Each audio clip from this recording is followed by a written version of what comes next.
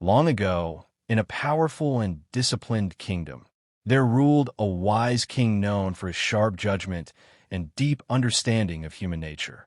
His court was a place where justice was valued above wealth and loyalty above power.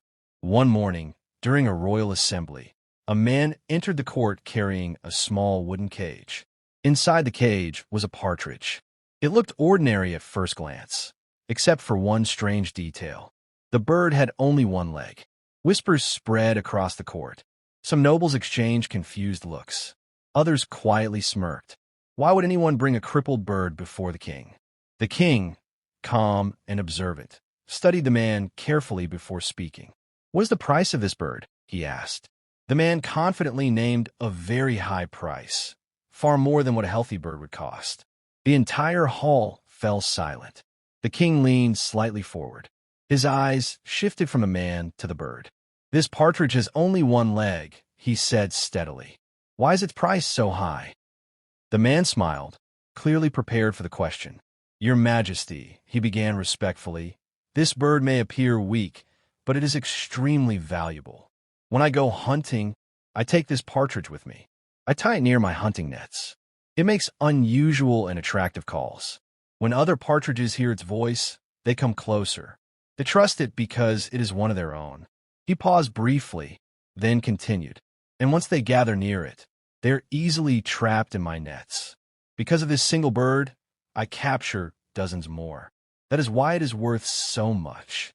A strange tension filled the courtroom. The explanation was clever. The strategy was effective, but something about it felt unsettling. The king said nothing for several moments. He simply looked at the bird sitting quietly in its cage. Then, without changing his expression, the king gave his decision. "I will buy it." Murmurs spread throughout the court. The royal treasurer was ordered to pay the full amount immediately. The man's face lit up with satisfaction. He believed he had made a remarkable deal. He handed over the bird and bowed gratefully. The courtiers were puzzled.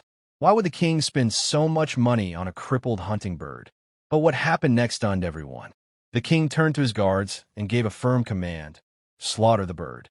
The room froze. The man's joy vanished instantly. "Your Majesty," he cried out in disbelief, "you just paid a fortune for it.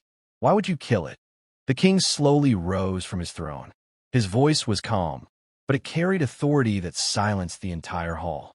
"This bird," the king said, "calls others of its own kind with trust in its voice, only to lead them to death.